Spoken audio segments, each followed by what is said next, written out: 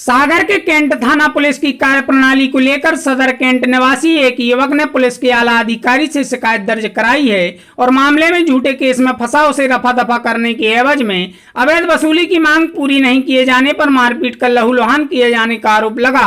वारदात में शामिल दोषी पुलिसकर्मी पर कार्रवाई हो इसकी गुहार लगा न्याय मांगा है। कैंट थाना के सदर निवासी हसीब ने कैंट थाना पुलिस में पदस्थ आशीष गौतम और लखन गंधर्व नामक सिपाही पर सनसनीखेज आरोप लगाते हुए इनकी कार्यप्रणाली की शिकायत परिजनों के द्वारा एक आवेदन के माध्यम से पुलिस अधीक्षक को भेजी है, जिसमें थाना में पदस्थ आशीष गौतम और लखन गंधर्व पर सीधे तौर पर झूठे केस में फंसाए जाने का आरोप लगा। उसके एवज में मामले को रफा दफा करने 50,000 रुपए की मांग का आरोप लगाया है, जहां उसको नहीं देने की सूरत में फरियादी के साथ दोनों पुलिसकर्मियों ने पुलिसी आरोप दिखा जबरन मारपीट कर लहूलुहान कर दिया। जहां इस घटना के बाद पुलिसकर्मी द्वारा इलाज के लिए पहले जिला अस्पताल में भर्ती कराया गया और बाद में जबरन उसकी अस्पताल से छुट्टी करा दी गई। जहां पुलिस की पिटाई से सिर में गंभीर चोट होने पर पीड़ित के परिजनों ने इलाज के लिए उसे निजी अस्पताल में भर्ती कराया और वहां भी उसकी स्थिति में सुधार नहीं होने पर इलाज के लिए भोपाल रेफर किया गया। जहां इस मामले की जानकारी उजागर नहीं हो, वारदात में शामिल पुलिसकर्मी द्वारा मारपीट के शिकार व्यक्ति और उसके परिजन पर दबाव बनाने का आरोप है। पीड़ित की हालत देख उनके परिजनों ने इस मामले की शिकायत आला अधिकारी से की है, जिसके बाद मामला सुर्खियों में आया। इस मामले में दोनों पुलिसकर्मियों पर लगाए गए आरोपों पर हसीब के परिजनों ने उसके बयान वाला एक वीडियो भी मीडिया में वायरल किया है, जिसमें सीधे तौर पर वह कैंट थाने में पदस्थ दोनों पुलिसकर्मियों की दबंगता की कहानी बयां कर रहा है और कैंट थाने में तैनात दोनों पुलिसकर्मियों के द्वारा किए जाने वाले दुर्व्यवहार और मारपीट का जिक्र है, जो कहीं न कहीं इन दोनों पुलिसकर्मियों की कार्यप्रणाली पर सवालिया निशान लगा रही है।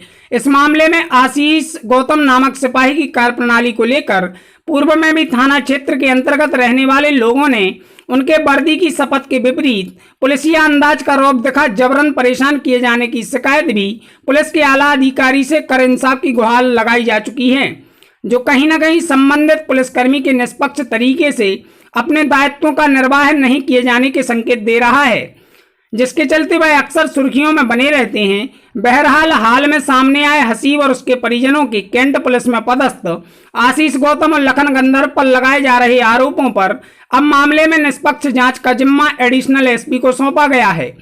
इस मामले में क्या जानकारी आपको?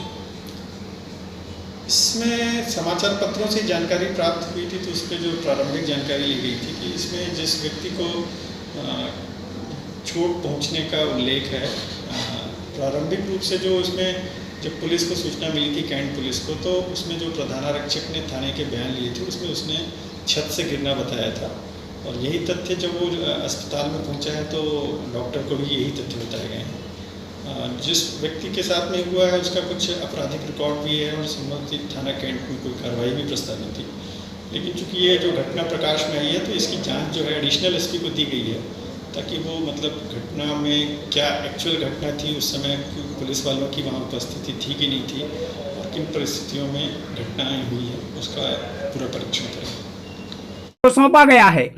एसपी अतुल सिंह के मुताबिक फरियादी आपराधिक पृष्ठभूमि वाला व्यक्ति है, जिसके खिलाफ एनडीपीसी एक्ट के मामले में जांच भी चल रही है और उन्होंने फरियादी के द्वारा पुलिसकर्मी पर लगाए जा रहे आरोपों के संबंध में घटना के बाद पुलिस द्वारा जांच के दौरान स्वयं छत से गिरकर चोटिल होने संबंधी बयान की बात कही, जिसे अब नए सिरे से आरोपगढ़ शिकायती आवेदन दिया है, जहां मामले में घटना के संबंध में निष्पक्ष जांच कर दूध पानी का पानी हो सके एडिशनल एसपी से मामले में जांच कराई जा रही है, जिसके आधार पर उन्होंने नियमानुसार कार्रवाई की बात भी कही। जिस तरह यह मामला सुर्खियों में आया है और कैंट थाने में पदस्थ सिपाही आशीष गौतम की कार्यप्रणाली को लेकर उनके सताए लोग अब खुलकर मीडिया से संपर्क कर अपना पक्ष रख रहे हैं, वह कहीं न कहीं मामले में आरक्षक के लिए मुसीबत का सबक बन सकता है, जिसको लेकर पुलिस के आला अधिकारी जांच के बाद क्या कार्रवाई करेंगे देखना लाजमी होगा। हमारा नाम रानी मकरानी। क्या घटनाक्रम हुआ था? हमारे दुकान में अतिक्रमण लगा हुआ था, वहाँ आशीष, लखन और अभिषेक और कैंट टीआई तीनों थे। हमारे पति से बोलने लगे दुकान अलग करो, तो हमारे पति ने बोला हम शाम को अलग कर देंगे। तो आशीष गाली गलौज करने लगा और बोलने लगा कि हम तेरे को बाद में बताएंगे। फिर ये कौन है आशीष? लोग कौन है ये? जी कौन है ये आशीष? आशीष कैंट में पुलिस है। तो फिर क्या हुआ था? फिर वो लोग चले गए थे। फिर रात को 9 बजे वो लगा हुआ था, क्या कहते हैं, रात को 9 बजे आया आशीष और हमारे देवर को ले गया।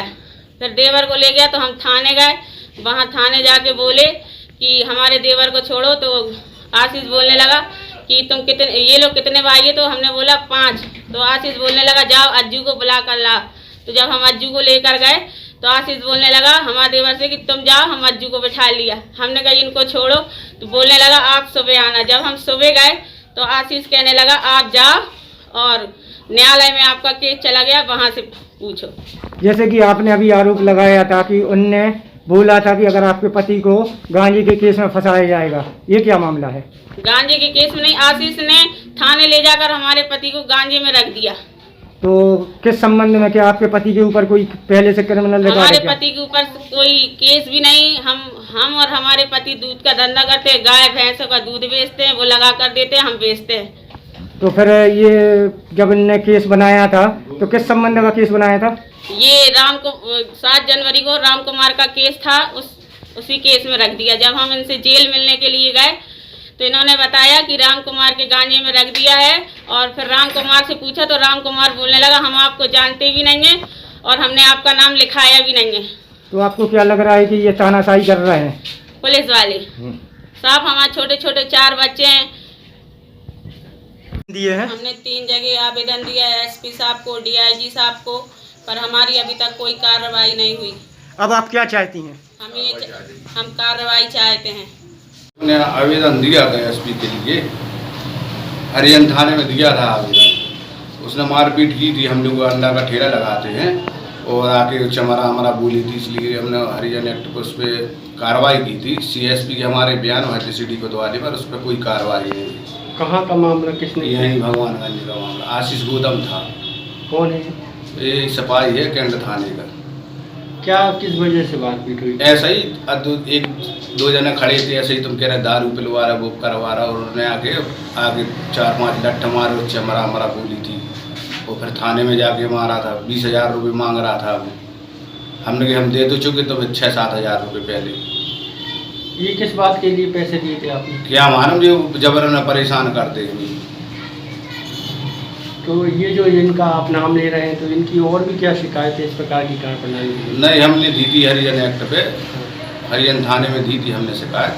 तो हमारे पिछले लॉकडाउन में सीएसपी के सिटी कोतवाली में बयान हुए थे, बयान हो गए, फिर वो कोई कार्रवाई नहीं हुई हमारे साथ। क्या करते हैं? हम अंडे का ठेला लगाते हैं। क्या नाम है आपका? गंगाराम हरवार। उन्होंने पुलिस अधीक्षक को कोई ज्ञापन दिया है पुलिस कार्रवाई को लेकर?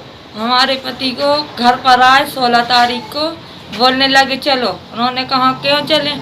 ये देंगे 50,000 रुपये दे दो, नहीं तो आपका नाम गांजे पे रख दे रहा है। तो उन्होंने कही किस बात की, जब हमने कोई जुर्म नहीं किया तो हम किस बात के पैसे दें?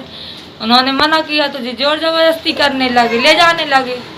उन्होंने कही नहीं हम ना जाएंगे ना हम पैसे देंगे, हम गरीब आदमी कहाँ से दें। उन्होंने लिया सर में, पीछे से डंडा मार दिया तो उनका सर से खून आने लगा। कौन लोग आए थे? आशीष और लखन। कौन है ये? पुलिस वाले। कहाँ पदस्थ थे? कैंट थाने के।